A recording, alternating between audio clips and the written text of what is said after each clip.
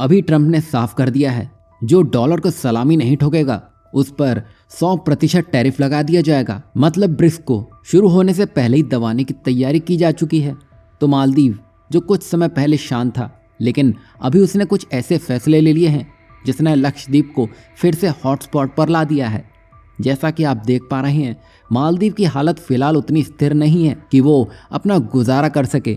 उसको अभी भी पैसों की ज़रूरत है, जिसके लिए उसने अभी कुछ ऐसे नियम बना दिए हैं जिससे भारत के साथ ही साथ दुनिया के वो टूरिस्ट जो मालदीव आने की सोच रहे हैं वो अपनी डेस्टिनेशन में लक्षद्वीप को जोड़ना ज़्यादा पसंद करेंगे। दरअसल अब टूरिस्ट डिपार्चर पर फीस लगाने की तैयारी की जा रही है और इसने सभी को शॉक कर दिया है, क्योंकि 1 दिसंबर 2024 से लागू होने वाली इस फीस को फ्लाइट टिकट में शामिल कर दिया जाएगा, जिसमें A to Z सभी को समेटा जाएगा, यानी कि पैसे सभी से लिए जाएंगे।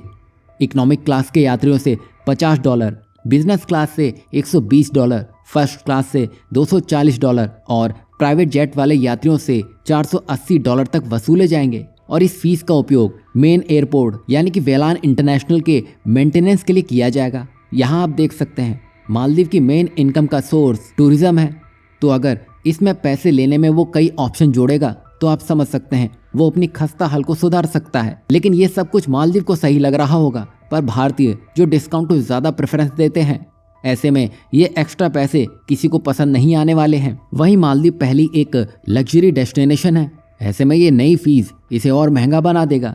देखा जाए तो मालदीव की पूरी इकोनॉमी टूरिज्म पर ही निर्भर है, लेकिन बढ़ते कर्ज और घटती आमदनी के चलते सरकार को यह कदम उठाना पड़ गया है। वहीं चीन से भारी कर्ज लेने के बाद अब मालदीव भारत के सहयोग और निवेश की ओर देख रहा है। और हाल के वर्षों में भारत और मालदीव के रिश्तों में भी तनाव रहा है, खासकर जब राष्ट्रपति मोहम्मद मोइजू ने भारत पर हस्तक्षेप का ही आरोप लगा दिया था और इसका असर टूरिज्म पर भी पड़ा और भारतीय टूरिस्टों की संख्या तेजी से घटने लगी, जिससे मालदीव की आय भी घटती रही। हालांकि अब मोइजू संबंध सुधारने और भारतीय टूरिस्ट और निवेश को आकर्षित करने की कोशिश कर रहे हैं।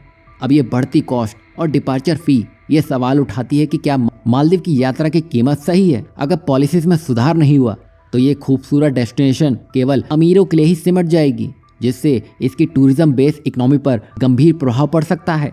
यहाँ आपको क्या लगता है, मालदीव का ये फैसला उसके लिए फायदेमंद साबित होगा या ये उसके लिए सबसे बड़ी भूल साबित होगी? वहीं नेक्स्ट अपडेट अमेरिका, ब्रिक्स और भारत के इर्द गिर्द घूमती नजर आ रही है, जिसमें अमेरिका में डोनाल्ड ट्रंप की तरफ से कुछ ऐसा कह दिया है जो डॉलर की मोनोपोली को साफ दिखाता है।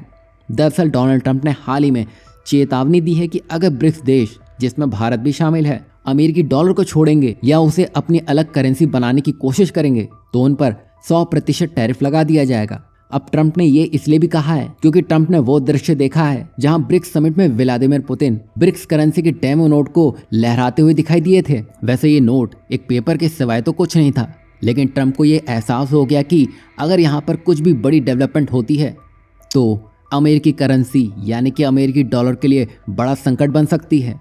हालांकि भारत ने स्पष्ट किया कि ऐसी कोई योजना फिलहाल तो नहीं है। वहीं ट्रंप ने जो कहा कि अगर डॉलर को ये देश छोड़ेंगे तो इनको दुगना टैरिफ देना होगा, वैसे ये सुनने में जितना कठिन लग रहा है उसको लागू करना भी ट्रंप के लिए उतना आसान नहीं रहने वाला है।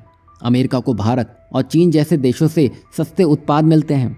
अगर इन देशों पर भारी टैरिफ लग गया तो इससे अमेरिकी बाजार में महंगाई बढ़ सकती है। वहीं भारत को अपने कूटनीतिक कदमों से यह सुनिश्चित करना होगा कि अगर टैरिफ लगता भी है तो उसका असर कम से कम भारत पर हो। वहीं अभी देखा जाए तो अमेरिका को कहीं ना कहीं ये समझ आ चुका है कि पेट्रो डॉलर के समय उसने जो बादशाहत हासिल की थी वो अब सिमटती हुई दिखाई दे रही है, क्योंकि हाल ही में सऊदी अरब ने भी कहा है कि वो तब तक अमेरिका के साथ कोई नई डील नहीं करेगा जब तक इजराइल फिलिस्तीन का विवाद सॉल्व नहीं हो जाता है। वहीं इन सब के बीच चीन ने सऊदी अरब को पेट्रो युआन का प्रस्ताव दे दिया है, जिससे सऊदी अरब अमेरिकी डॉलर के बजाय चीनी युआन में तेल व्यापार करने पर विचार कर सकता है। अब आने वाले समय में अमेरिका अपनी इकोनॉमिक पोजीशन को बचाने के लिए कड़े कदम उठा सकता है, जबकि ब्रिक्स और चीन डॉलर के वर्चस्व को चुनौती देने की तैयारी कर रहे हैं।